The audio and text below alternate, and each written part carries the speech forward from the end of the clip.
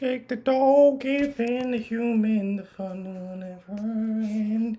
It's adventure time. Yeah, yeah, yeah.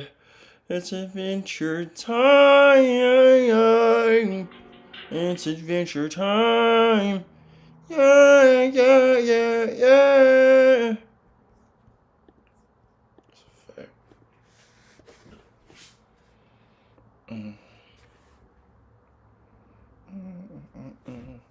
Straighten your back up. Straighten your back up. Straighten your back up. Straighten your back up. You gotta straighten your back up when you're doing a stream.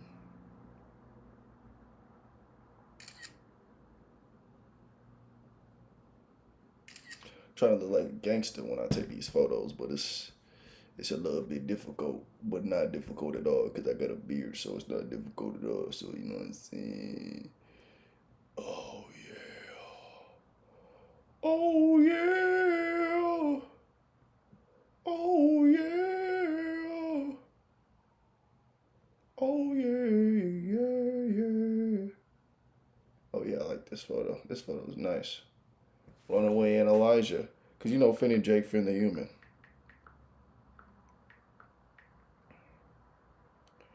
Alright, I should have told y'all niggas I was going live, but it is what it is. I don't give a damn.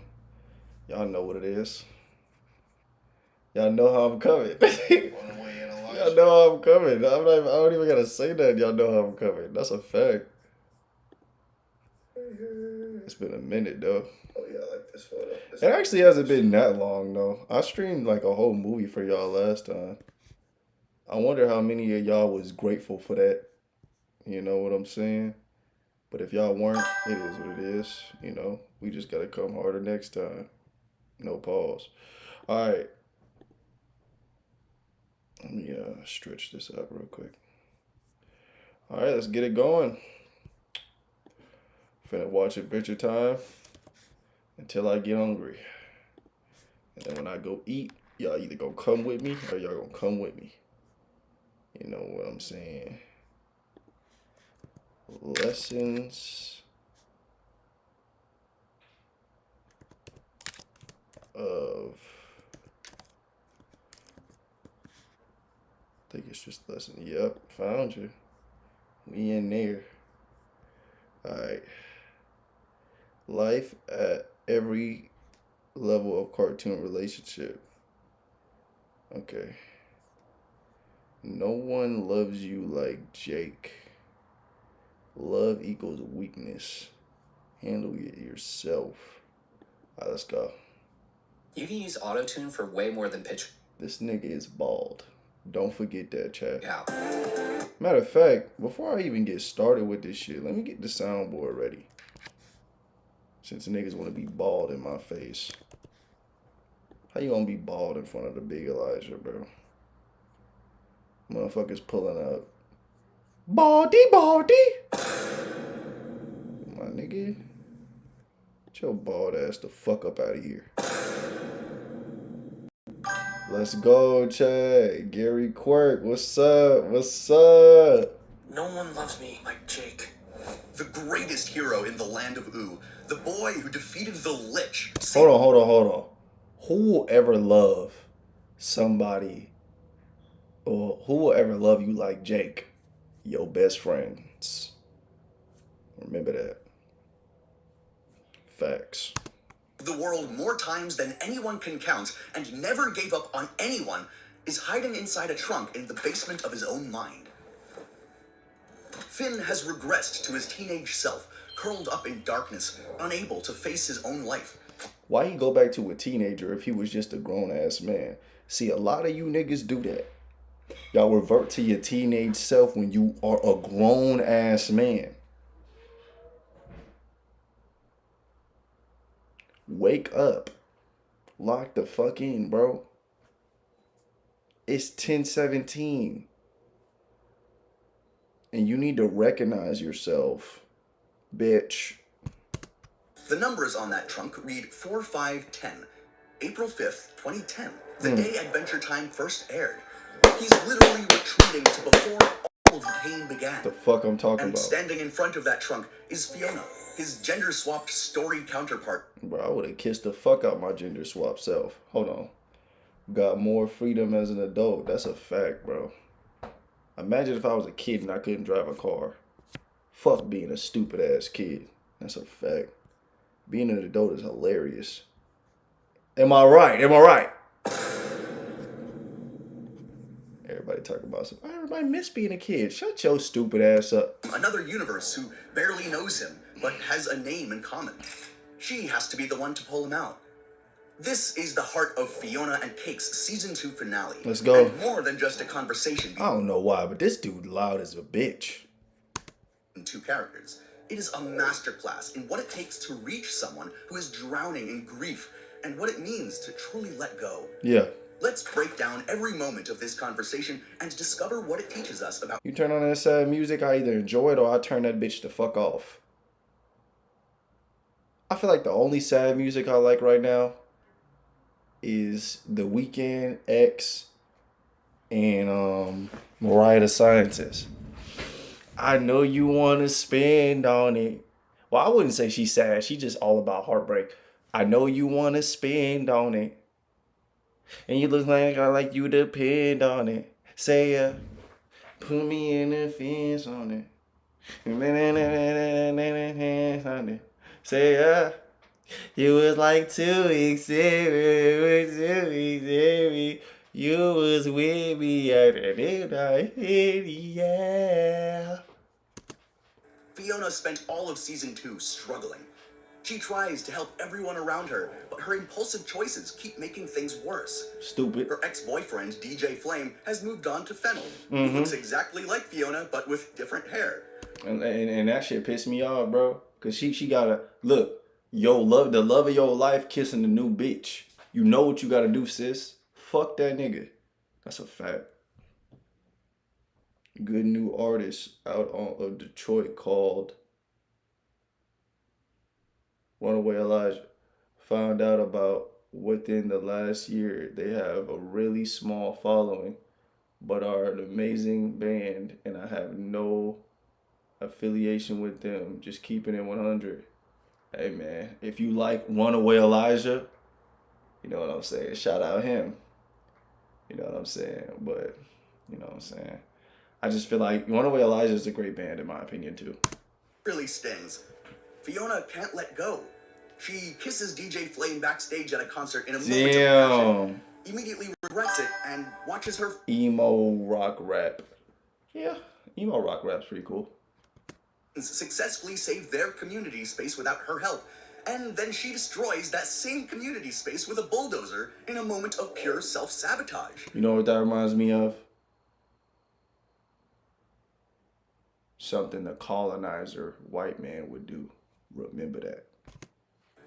By the finale, Fiona genuinely believes she's ruining everything she touches. You said, sounds just like the new era.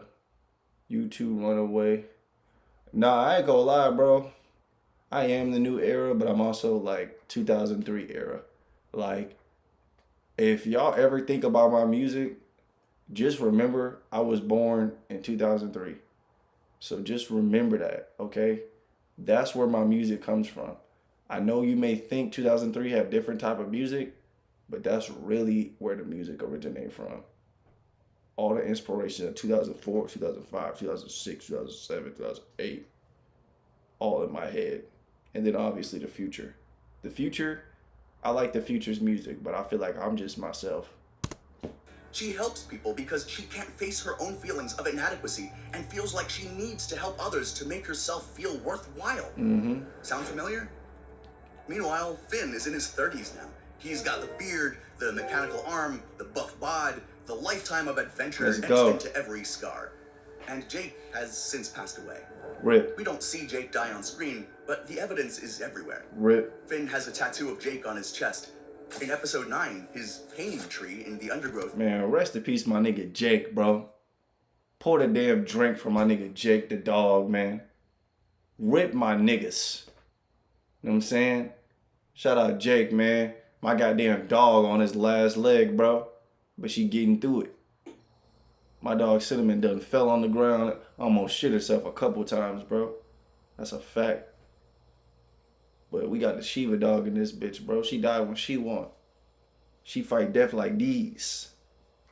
And she still got fight in her. Shows all of his unprocessed memories as pain fruits that won't float away to be processed. The biggest one is Jake's death. Imagine being able to build an app with your name on it, just by thinking about it. Meet Base 44. Like, literally, bro, imagine losing your best friend at 30 years old. Finn going through it. I know that shit hurt. I know that shit hurt.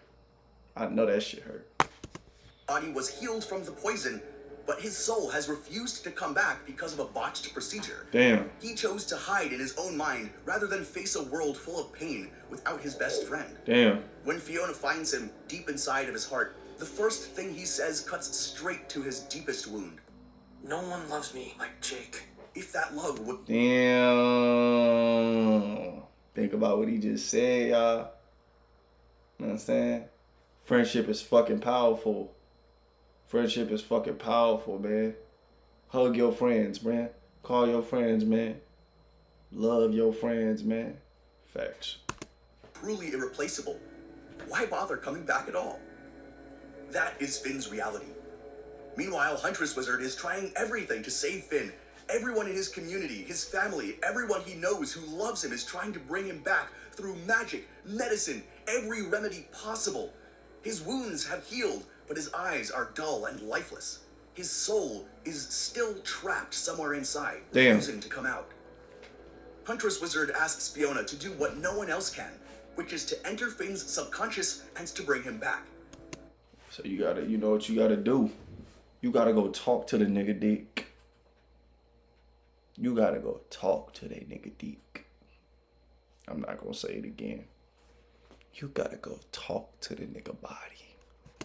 Was a huge ask for Huntress Wizard, asking for help for someone else, and she was that desperate. Fiona gets guided by Bellamy Bug, a character from the original series episode. Man, fuck that little stupid ass bug. That little retarded ass bug.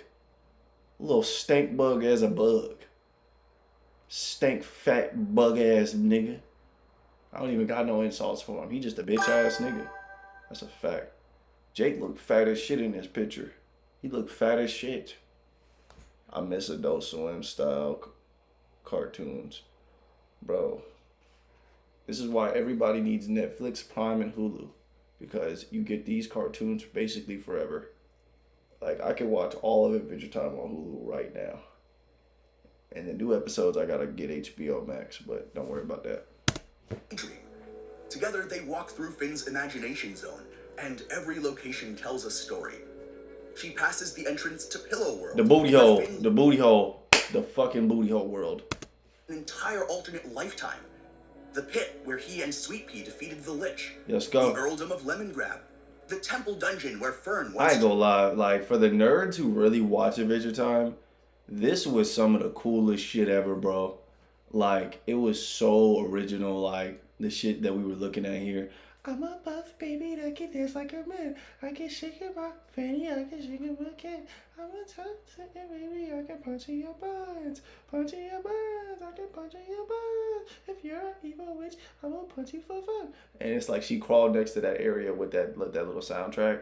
And I don't know, like, you know, I'm a nerd for this whole cartoon. So, like, it was cool for them to, you know, call back on all of those things and all of these memories, because I remember every last episode. I'm the guy that watched every last episode on repeat. To trap him. Each place represents an emotional scar, a piece of who Finn became. Like, it's crazy because in South Carolina, I finished Adventure Time over 1,000 times, bro. I can't even tell you how many times I finished Adventure Time. And I would be eating, like, I think the main meal I watched while watching Adventure Time was probably spaghetti, lasagna, and pizza. Those are like the main foods I ate during my Adventure Time run. Some burgers here and there, some fast food here and there, but mainly lasagna, I think. The visual storytelling here is brilliant. And pizza. Fiona walks through the greatest... Man, speaking of pizza, bro, I've been really having a sick, like, My body been calling for the Pizza Hut, dog. Literally, bro. Facts. Calling for the Pizza Hut, bro. Like, seriously.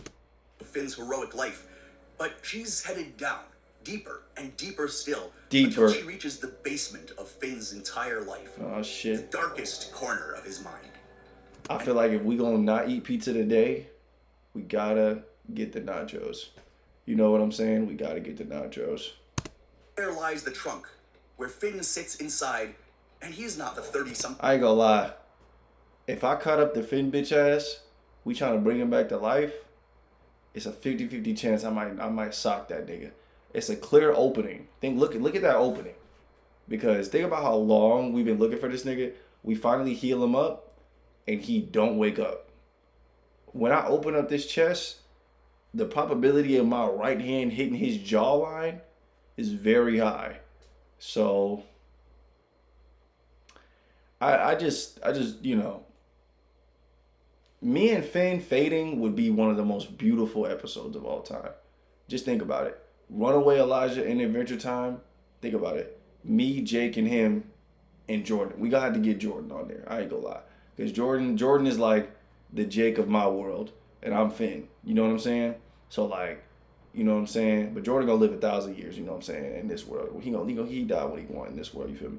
But anyways, we gonna get Jordan in the bitch, right? Little Jordan. Right? We gonna basically go on an adventure with Finn and Jake. We gonna go crazy, right? He said, Domino's and Alfredo sauce with bacon and grilled onions. Oh my lord, oh my god, that sounds good as a what? Grilled onions? Oh yeah, that do sound good. Never mind. But yeah, fucking me and Jordan in the episode, right? We saving somebody, right? Me, Jake, and Finn. Finn pissed me off. You feel me? Jake pissed Jordan off. So me and Jordan, we get mad. We like, hold on. We look Jake in the face. I look Finn in the face. I'm like, bitch ass nigga, what you wanna do then? What we gonna do? Nigga, I'll suck you. I give you a knuckle sandwich, dude. You know what I'm saying? Delayed ass vibe, boom. So like, that nigga, he gonna be like, you know what I'm saying? He gonna be looking at me like, and then I'm gonna pull up on Finn, just hit him with a, you know what I'm saying? Hit him with a, I'll really beat the shit out of Finn. Finn ain't fucking with me, bro. If I was in his world, I would have knocked half of his niggas out. Oh, don't let me find Magic Man. I would have had Magic Man on his ass. Who is buff and ready to face the world. He's afraid, he's scared, and he doesn't want to face the world. Fiona stands in front of that trunk. And keep in mind, she barely knows this person, but she's the only one who can reach him. So she starts talking. Yeah. Fiona tells Finn that there are people waiting for him up above. Literally. People who need him to come back. Literally. But Finn doesn't want to. There's only one person he wants to see when he gets back there. The Jake. And that person isn't there to greet him. Jake is not there. Damn. When you've lost the person who understood you so completely, your soul melded with theirs, and they're gone. That shit sucks, bro. It genuinely does. Because I can't think of it. Like, well, I've kind of been experiencing it, like, since I moved. Like, Jordan was low-key, like, me and Jordan are, like, each other's, in our own worlds, we're each other's sidekicks. So in my world, I wouldn't even say sidekick. I would just say twin. So you know how Shiva has Vishnu, they're like twins. Or Goku and Vegeta, they're like twins. Or like, you know, Naruto and Sasuke, they low-key got twin energy. That's what I'm saying. So like when I realized like my boy Jordan ain't gonna be around too much, it do kind of suck. Cause when me and Jordan are around, it's a lot going on. It's like a high vibrance, a high vibration. Everybody just starts to see us. It's just like, you know what I'm saying? But when we're alone, we got the same vibration. But yeah, man, it's. I feel like I get it, Finn. Other relationship just feels like a lesser version of what you had. The world becomes dimmer. Connection feels impossible. Mm-hmm. This is where grief traps us. Yep. We don't think rationally about it. We convince ourselves that our pain is permanent, that what we lost can never be replaced, which is true, but that doesn't mean that you can't live life to its fullest while acknowledging that that person is not coming back. Yep. We convince ourselves that our pain is permanent, that what we lost in terms of connection and emotion and love can never be replaced. And because, in my opinion, I don't think you can replace certain people in this world, especially best friends. I feel like there are a lot of people that can fit the role of a best friend, for sure. Like, if I was to leave, let's just say I leave this universe and go to Venus, right? Shout out my album. Go listen to my album, my EP, Venus. I feel like if I was to leave and go to Venus, I feel like there's like a couple people I can name. There's like 3 people right now. 4 people I can name right now that would take my place in Vital High Waters life, and that would be Prim, Manny, Ray. Am I forgetting anybody? Yeah, honestly, Prim, Manny, Ray. Those are like the 3 people that I feel like could take my place, and they would be able to fit the role of, you know. But it's like I don't think anybody could ever be me. You get what I'm saying? The same way nobody could ever be Jordan for me. And I feel like the only people that could take, Vital High Waters' role if he went to Venus, it would be like, goddamn, probably Chris, Brandon, goddamn, who else? Chris, Brandon, Dope, Chukage. It's crazy. Me and Jordan have a lot of best friends. I'm sure Jordan could think of a lot more off the top of his head too. trying to move forward somehow betrays the person we're mourning. Fiona pushes back. Huntress loves you. Finn asks, uncertain. She said that? Not with, like, words. And Finn closes the trunk, retreating further into darkness. Damn. When your kid is hurting and there's nothing you can do about it. You can do a lot about it. Use your brain. Think with that big brain. A girl cured COVID-19 and just saved her kid's life. Use your brain. What can you do? Okay. What can babies do? I'm gonna turn on a vibration. To heal the kid from his insides. I'm gonna get a herbalist doctor. Okay. I'm gonna put the kid in nature. You know what I'm saying? Put the kid on some grass. I'm gonna keep saying in the kid's ear, "You are healing. You are healing. You are healing. I am healing you." And then I'm gonna keep praying. I'm gonna keep praying to God. Heal my child. Heal my child. A divine God. Heal my child. Heal my God. Heal my child, man. And then yeah, man. You know what I'm saying? Get the herbalist doctor, create what he need to create. Promise you we can reverse anything, man. Think. Finn can't trust love that isn't explicitly spoken. He had a relationship with Jake that was so tight, so connected, that he knew what his brother was thinking, as well as the other way around at all times.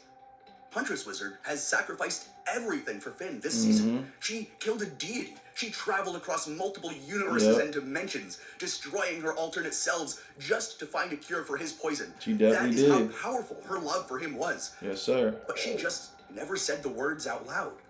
And that's some bullshit, bro.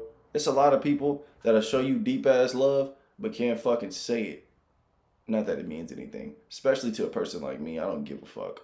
If you just love me, just love me off the love, I fuck with that. Just show me you love me. I honestly, fuck all that. Show me you are loyal to me. Fuck love. Show me you are loyal to me on some 21 Savage shit. You know what I'm saying? So that's how I feel.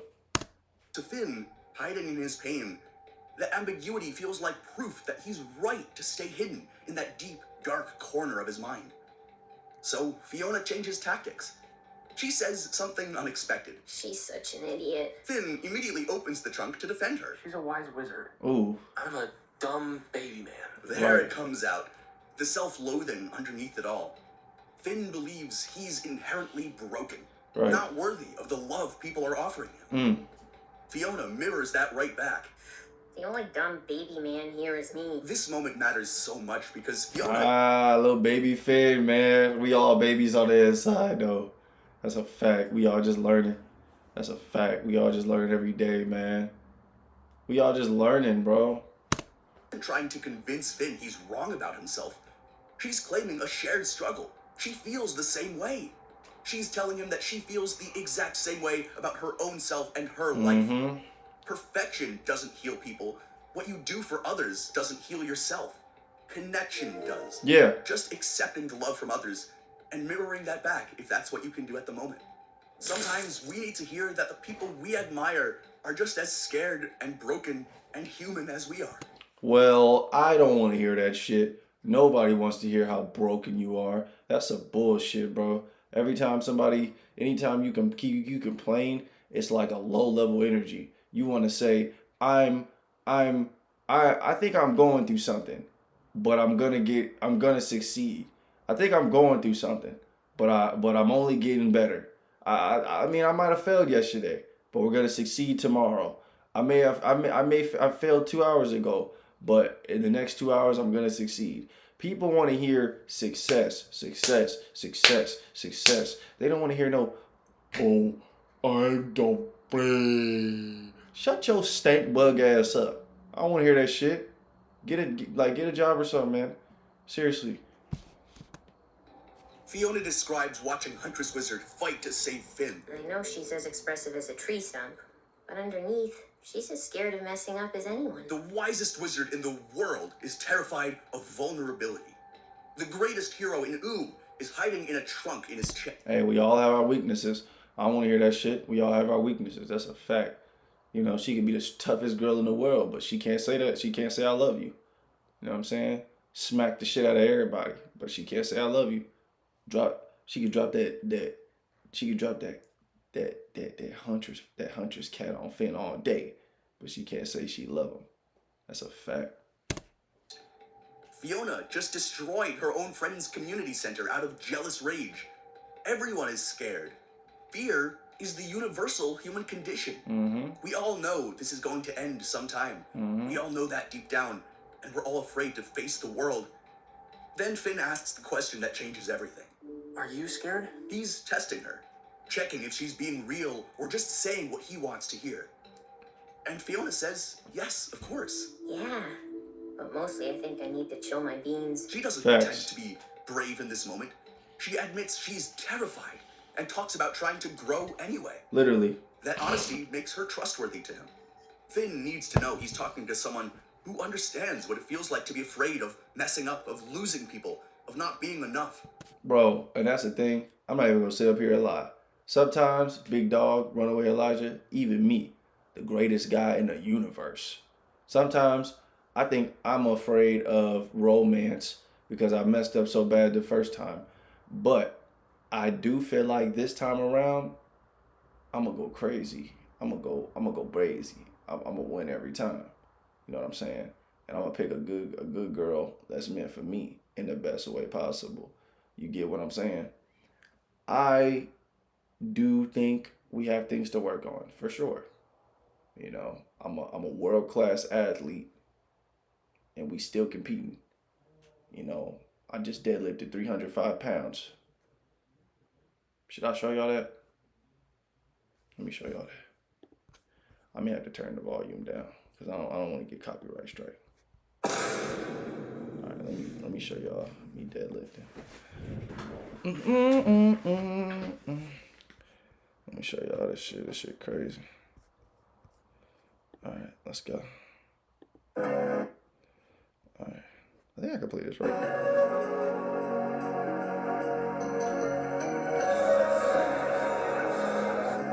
Look at this shit, y'all. Look at this shit. I think it's 305 or something. Yeah. What are you talking about, bro? Ever since I did that, my back was hurting. My back hurting still. And then I think I squatted 225 today. Back still hurting, nigga. Fuck. Hey, bro, can you make me something that sounds like I just died, went to heaven in Japan, and some angels started singing to me? Yeah, I got you, bro.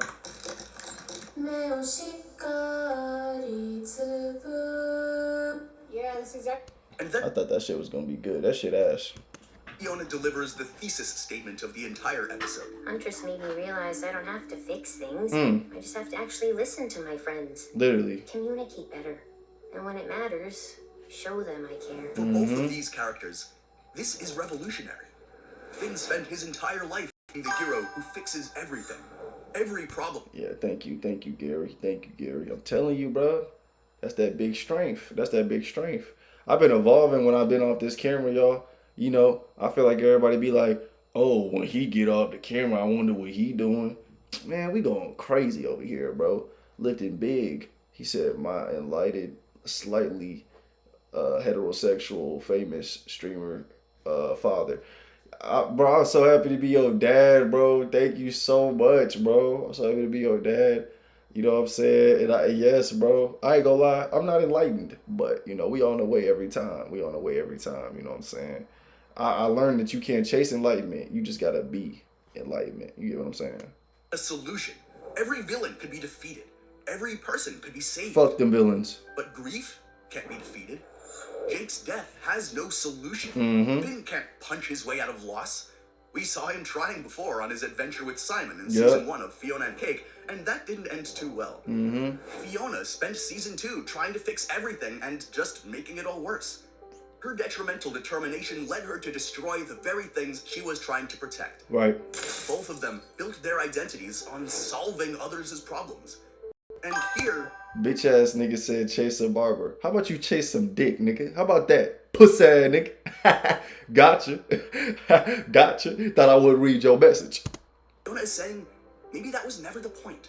Maybe heroism isn't about having all the answers or solving all the problems. Maybe just showing up and being present for your friends matters more than having a solution for them. Finn sounds surprised. Huntress helped you communicate? The irony breaks through. The person worst at expressing feelings has taught Fiona how to communicate. Think about that. Think about that, bro. My man's in the ocean wiping his ass. Washing up. Shit going good. He playing the flute. My nigga. Then his wife, future wife, she see the boy, she see the young kid in there swimming, butt booty naked. She like, let me see what that about. Let me see what about. She walked up to him. What did they go? Like I swear to God, she said that shit. I swear to, bro, pull it up, bro. Let me stop swearing to God. She didn't say that. But still, bro. Fiona laughs. I learned from her awful example. We can learn what to do by watching others fail to do it. No need to go through it ourselves. Huntress Wizard's emotional constipation throughout the season gave Fiona clarity about her own patterns. Emotional constipation. Y'all saying she got a shit? Sometimes others' pain and negative examples teach us. He said, yeah, I ain't Black Dynamite Afro looking at. Ah! That's like a compliment, nigga. It's like a compliment. You know what you look like? That bald black nigga in that old cartoon where he broke up with that white bitch. You should know what I'm talking about if y'all know what I'm talking about. You know what I'm saying? But yeah, I look like Black Dynamite. Yeah, that's that new swag I got, twin. That Black Dynamite swag, nigga. Yes, sir. Yes, sir. That's a compliment, bro. That's a compliment. More than their positive ones. And then Fiona reaches out her hand. And Finn takes it. Take my hand, little dick. That's all it takes. Yes. Connection. Hey, why her hand bigger than Finn's, by the way? Willingness to let someone in. Finn's soul returns to his body. Yeah. His eyes open full of To life. his wife. Huntress Wizard weeps with relief as everyone celebrates. Let's go. The antidote to isolation and fear and loneliness is letting people reach you and letting their love reach you. Let's even go. when you're convinced that you don't deserve it. Right. Back in Ooh, Huntress Wizard carries Finn in a bridal carry, and they finally share what the show literally calls That ain't right though. Why he kissing her like that? That's some Illuminati dick right there, chat. Hold on. Let me play the Illuminati song. By the way, y'all, I don't know how to spell Illuminati, so we're gonna try. Let's see. Illuminati.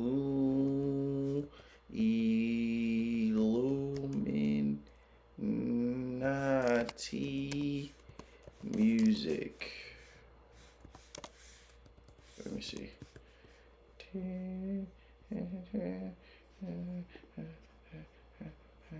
Going back to school doesn't mean starting from scratch. Alright, I gotta play the Illuminati music every time, y'all. We gotta do a theory about this shit. Hold on.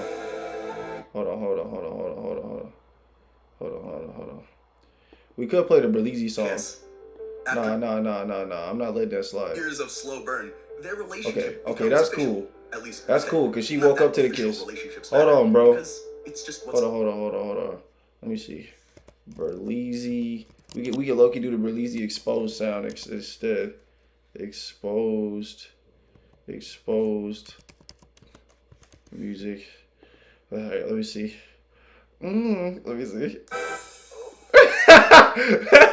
Shout out Berlizzi, y'all. Hold on, let me see. happening in the moment. Let us know if you think their relationship is official or if they're gonna go their separate ways. Either way, we know they love each other. Okay. Their love story matters here because it proves the point Fiona made deep down in the basement. No, bro. No, bro. No, they moving ahead, bro. We gotta go back to that shit. Hold on. I'm not letting that slide, bro. Fuck all that. Okay, cool. His eyes open full of life. Okay, cool. Huntress Wizard weeps with relief as everyone celebrates. Okay. The antidote to isolation and fear and loneliness is letting people reach you and letting their love reach you. Okay, that shit even when cool. you're convinced that you don't deserve it. Mm-hmm. Back in Ooh, Huntress Wizard carries Finn in a bridal carry, and they finally share. Okay. Let's talk about that. Let's go ahead and talk about that. We really go allow them to show this grown ass man being picked up like this? Look, what is this shit, bro? Why is she picking him up like this? They trying to have y'all grown ass men acting like this? This nigga ain't fighting no more wars after this shit, boy. He about to go home and get pegged. That's a fact. This shit not busting no more, bro. What type of shit is this? This ain't Finn. Finn would never kiss a girl like this, bro. Alright, look. Finn did some gay shit before. He kissed a frog one time. That was low-key gay. But I'm just saying, bro. This man was a gangster at one point. What type of shit is this? Alright, bro. I had to get that off, bro. That shit wasn't it, bro. Anyways, I'm gone. It's about late as fuck. Drop a like for my musty but multi-platform millionaire son. You know what, Locker? Thank you, but also fuck you, bitch ass nigga. Get your ass out of here, bro. The big damn kiss. After years of slow burn, their relationship becomes official. Okay, cool. We think. Not that official relationships matter, because it's just what's happening in the who moment. cares, bro? Let us know if you think their relationship is official or... I ain't gonna lie, this video getting boring, bro. We gotta go to the next one, bro. This shit getting kind of boring, chat. This shit getting kind of... What the fuck is this? What is this? Did you know Auto-Tune can be used on instruments? Let me show you how I transform this synth loop with Auto-Tune Pro. The regular show finale ends the way that you'd expect a show like this. Alright, let me see. Big cosmic battle, real emotional stakes. Pops. Look at this. Look at Pops. I'm trying to do a Pops impression. You want some lollipops? Sacrificing himself to save the universe. David Bowie starts playing and then a quiet little... I can't laugh like him. Vlog montage showing us where everyone ends up. Yes. Benson becomes the owner of the park. Yes. Skips keeps on skipping. Muscle Man and Starla have kids. Yes. My fat ass nigga, bro. He finally fucked this fat hoe. Yes. Bigby and Eileen continue on their path. Ooh. And Mordecai, the one the show spent 6 seasons Oh my god. putting through every romantic disaster imaginable, Literally. meets a Batwoman at an art gallery, marries her, and has 3 kids. That's what the fuck I'm talking about. But also sounds like a cheap bullshit way out. You know what I'm saying? I feel like we could have got more in-depth encounters with her because we didn't know who the fuck this girl was. The show just moves on. Yeah. She was barely even given a name. Right. She doesn't have a single line of dialogue in the entire show. And that come on, bro. A single, like, we don't even know her. It would have been good if we had, like, a little conversation. What type of shit is this? He said, chilling and grilling. Yeah. Okay. It completely baffled me. I remember watching that for the first time and thinking, wait, that's it? What happened to Margaret? What happened to CJ? Well, he fucked up with both of them. It makes sense why he got a new shorty. But at the same time, though, who the fuck is she? Random woman and suddenly everything's fine? Until I realized, yeah, that's literally the whole point. Mordecai had to learn a specific insight to get here. But where is here? And what exactly happened? Talk to me. I'm gonna explore that, so why don't I ain't gonna lie, that's a fact though. I ain't gonna lie. Every grown man gotta understand you gotta lose 2 bad bitches.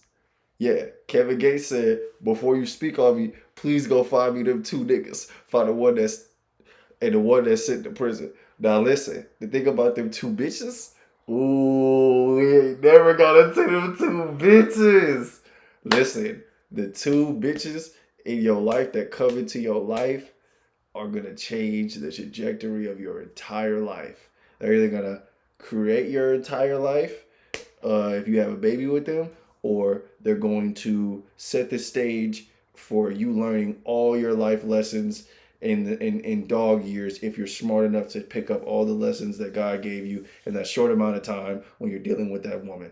Okay, so I learned a lot. Me personally, I've went through I'm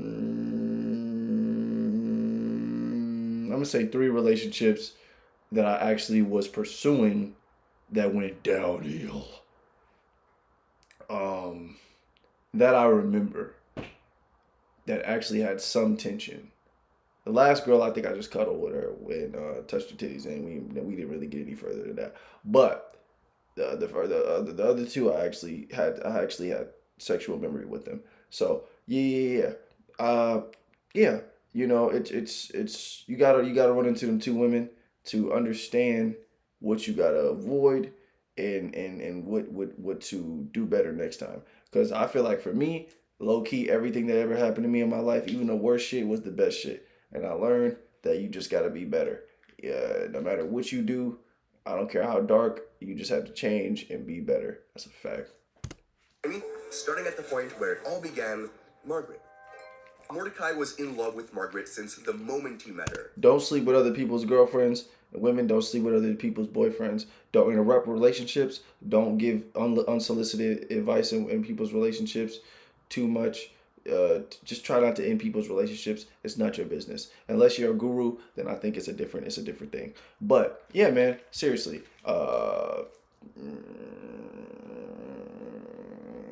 Don't be that person to fuck people's lives up. She worked at a coffee shop across from the park. She's warm, funny, a little out of his league in his head, and she always has a boyfriend. Every time Mordecai gets close to saying something, there's a new guy in the picture. Bro,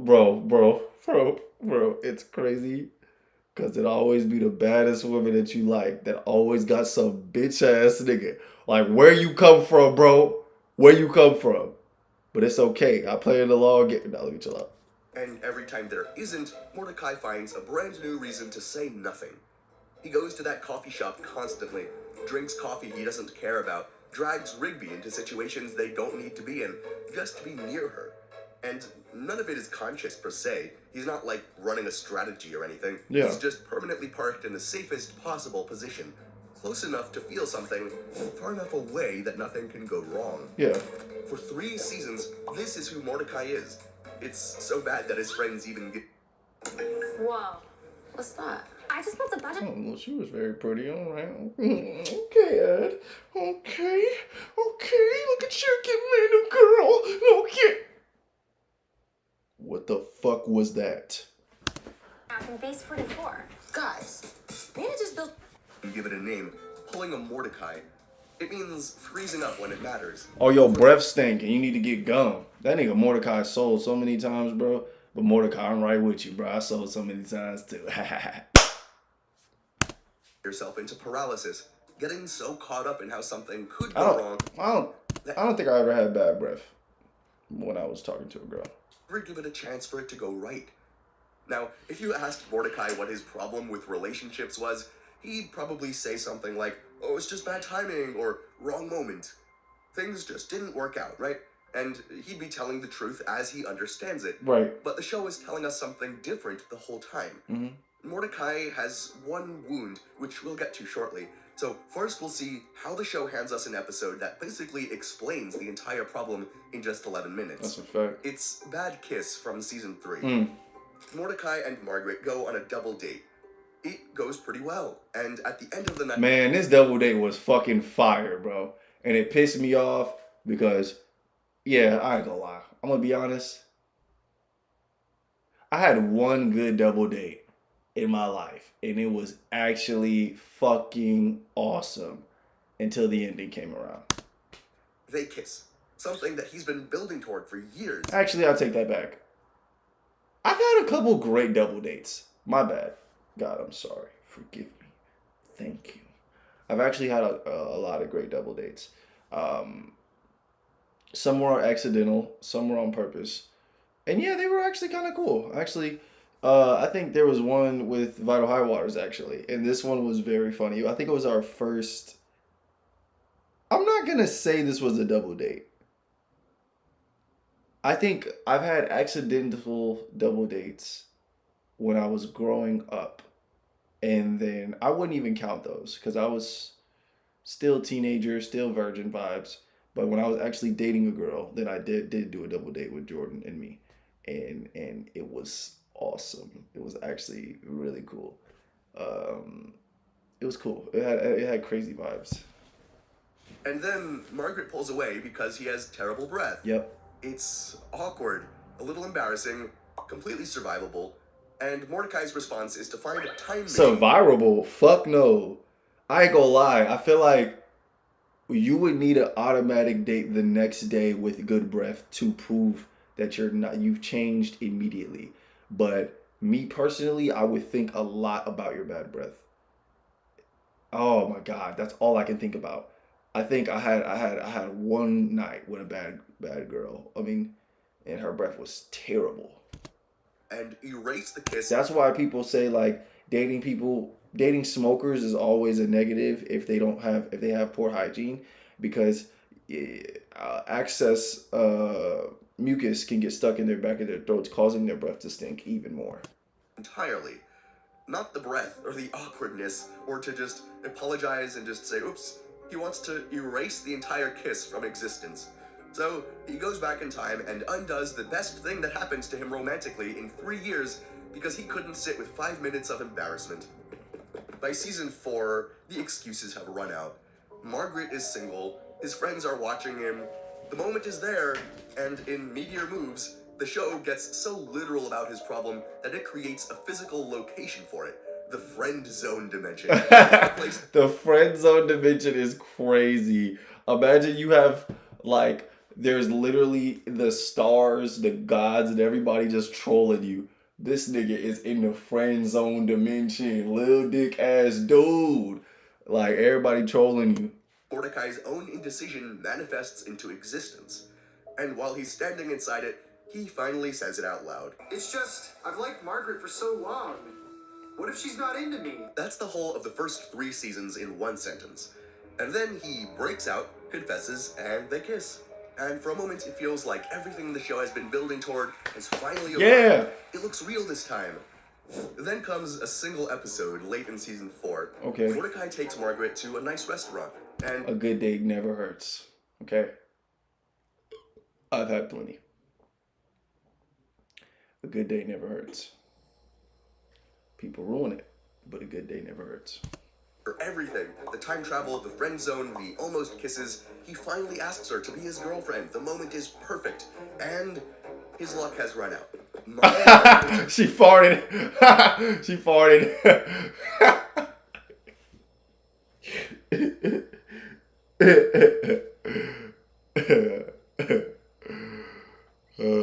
She farted. Dream school. She's leaving. She runs out of the restaurant crying because she actually liked him too, and the timing is it's just wrong. It's too late. The last image of the season is Mordecai sitting on the roof of the house at sunset, while Rigby sits quietly next to him. No time traveling this. Dude, in my old house, I used to be able to sit on the roof. Can't do that with the new house. But it was cool being able to sit on the roof until the roof started to almost cave in, and then I couldn't do it anymore. But, you know, win some, you lose some, you know. Just a guy who waited too long sitting with what cost him. To make matters worse, Margaret liked him the whole time. The obstacle was never her. There was no obstacle, really, just Mordecai himself, standing in his own way for 4 years. Cock blocking himself from the puss. Cock blocking himself. She ready. Mordecai, I'm ready to give it up. But I ain't gonna lie, she was playing. She was playing for a long bit of this shit. I wouldn't want to give up I'll be playing hide the dick too. Because she was playing. And you know what's funny? We all got a Margaret. We all got a Margaret. And I don't want to hear no shit like, I hate Margarets. No, everybody loves their Margaret. Okay? You gotta love your Margarets. You learn a lot from them, and then eventually they either leave your life or you leave them. And that's just life. Seasons until the window closed. With Margaret leaving, he loses the fantasy that he'd spent 4 seasons building around her. The version that existed at a safe distance, that he could love without risking anything. Yep. And when real Margaret finally showed up with real feelings and a real goodbye, you didn't know what to do with any of it. Stink ass When you're nigga. stuck inside of that place, these two things can feel identical. The person and the idea of the person. Yep. And that's what makes it so hard to explain to someone who's never been there. The problem is, Mordecai never even really sits with that. Yeah. He never lets this loss teach him anything before the next thing arrives. Because almost immediately after Margaret leaves, Rigby hears a rumor that she's engaged. And Oh shit. This is when I tell y'all we all have a Margaret. Let me make something very clear to y'all. My camera went off. I don't know why it went off, but we're gonna fix that. Technical difficulties. We're back. All right. So let me tell you why having a Margaret is really important. Because of shit like this. You need to have this canon event happen to you of a girl you really like doing some bullshit, getting married to another nigga. Okay? I had this same canon event with a girl I really liked, and he got married to her. In my face. Not in my face. I'm trolling. I'll be crazy, right? In my face, I'll be crazy. Mordecai had to see it in his face. But yeah, she got married, bro, in my face. Like, she basically got married and then came to work the next day with the ring on, straight like these. So, you know, shout out her husband, you know what I'm saying? I'm happy they did it. But, you know, we had something. But it's not something no more. We're done. After he married her, I was done. You get me? All the love is gone. But that's just how I feel right now. She's still a beautiful person. Still a friend. You know. But we grow out of things. You know. We grow out of things. But we all need this canon event to grow and get better, to advance, to succeed, and be a better person. Yes. grief cracks Mordecai open in a way that 4 seasons of pining. Hold on, y'all. Hold on. I gotta crack my back. I'm having like real good back pain. Really good back pain. That's involving me in a good level. You know, just really involving me. So I just wanna. Oh. Yeah. I just want. You know what I'm saying? Just get that out. You know what I mean? Yeah. All right, let's go. Somehow never did. And in that raw, unguarded state, Rigby signs him up for a dating site. And after a string of terrible Man, this streaming shit ain't no joke. I would say this would be a great job to do for like 10 hours a day or 5 hours a day to make a bunch of money for sure. This would be a great job to be able to do. But this shit ain't no joke, bro. Especially if you a gym head, this shit ain't no joke. You just gotta sit here. I feel like with snacks, this shit would be a lot better. Or food, I could do it. But man, this shit ain't no joke. He meets CJ, a cloud woman. She's sharp, she's funny. CJ! She's completely unimpressed by him in the best way Bro, possible. CJ is like, dude. CJ is like that badass girl you start dating, and she's fire. Like, fire from the get-go. She just tough. You know, she dropping it on you, bro. She treating you good. Y'all going out to eat. She just your wife. You know what I'm saying? She just your wife. Way. And they have genuine chemistry from the jump. So he asks her to the movies. And then more. Want to break into cybersecurity but don't have experience? The Google Cybersecurity Certificate uses... Hey, Emily, get the fuck off my screen with that bullshit. Mordecai finds out that Margaret isn't actually engaged. It was a misunderstanding. So, without a second thought, he drops everything with CJ to go ask Margaret to a movie as well. You bitch ass nigga. Hey, Mordecai, that's some lame ass shit, though. That's a fact. Some lame ass shit. Some lame ass shit, man. It's all good, though. Players fuck up, too. Kevin Gates. Accidentally double books them both. CJ shows up, realizes what happens, turns into a literal storm cloud, and disappears from the show for a little bit. The show is already telling you how this ends. Mordecai just isn't listening. When CJ comes back, they kind of find their way back to each other slowly. They reconnect at a New Year's masquerade party, behind masks, not knowing who the other person is, and it's the most natural conversation Mordecai has had with anyone he's ever liked. And then they take the masks off. And somehow, knowing it's CJ, he doesn't run. They agree to be friends first. And for once, Mordecai actually respects the pace of something. The relationship builds honestly through real dates. And by the season 5 finale...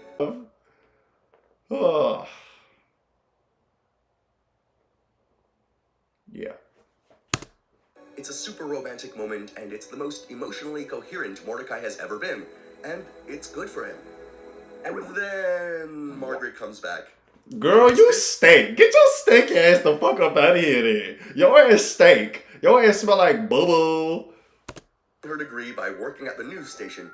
She moves in with Eileen, and suddenly she's not just a memory anymore.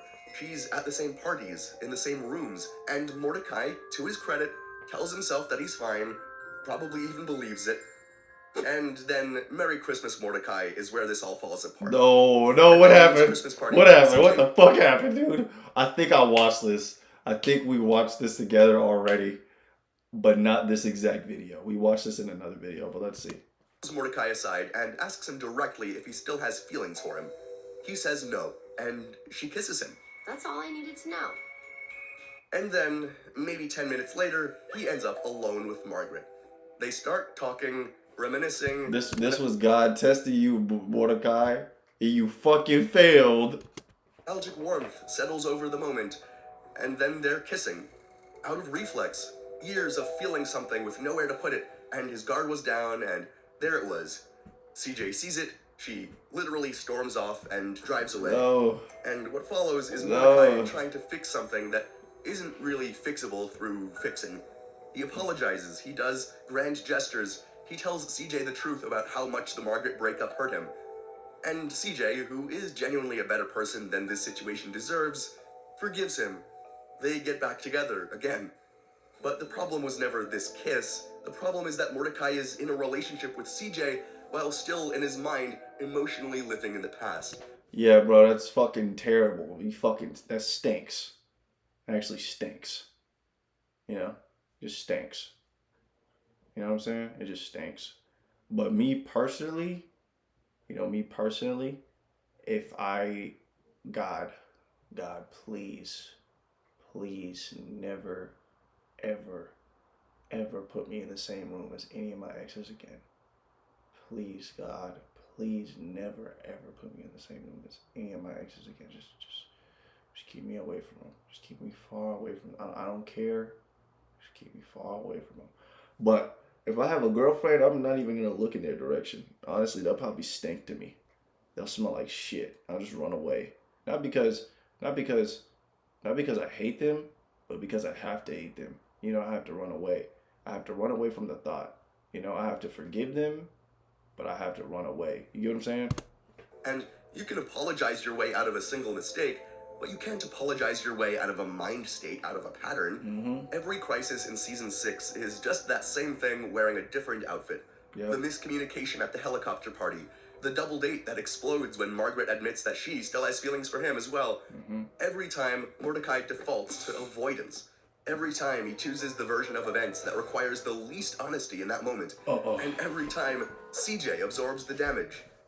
It ends at Muscle Man. Man, CJ is just so fucking cool. She really held it down for a real nigga. CJ was there when all them niggas switched up on him. Mordecai, paralyzed by everything that's been built. I like CJ more than Margaret. In a bad moment, gets up and delivers a rambling speech about not knowing who his soulmate is in the middle of someone else's wedding. Before he could even get to the point, as it looked like he was about to declare CJ as his soulmate, it's too late. CJ already jumps to a different conclusion, takes off the charm bracelet, and walks out. She never speaks to him again. That's fair. And Rigby, who, mind you, has been quietly and successfully dating Eileen for 3 months without a single episode of drama, looks at him and says, "When I said go with your gut, did you hear completely lose your mind and try to dump your girlfriend at a wedding?" The show is asking a quiet, uncomfortable question. What's the by end of question? Season 6. What's the question? What if the problem was never that Mordecai wasn't ready for love? What if he just kept choosing the drama over the intimacy? What if all the pining and the almosts and the chaos became a way of feeling something without ever having to be truly known by anyone? Yeah. How's it going? Good. What? Have you helped me make a beat using co-producer by Output? No. Mordecai ends up in Dumptown, USA, a mysterious island where heartbroken men live in bathrobes, eat junk food, and just give up. He's been there for 2 weeks without leaving. Just give up. Oh, I'm in Dumptown. Fuck this bitch. Oh, can you pass me the fucking pizza, dude? Oh, pass me the fucking pizza. Fuck my life. That's how it would be if I was there. He's lost the version of himself that was always just almost in love with someone. That was his whole identity. Bro, I can't lie. I feel like this shit is funny as hell. Anyways, y'all, this is the part why in the stream. This is the part why in the stream. This is the part why in the stream. This is the part. I really should keep going. Really should keep going.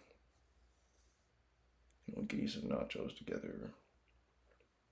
I was gonna turn on Invincible. I think my back hurts. That's, I want to heal my back. So this is the part where we end the stream. This is the part. I love y'all. I love y'all so much. Thank you. Thank you for tuning in.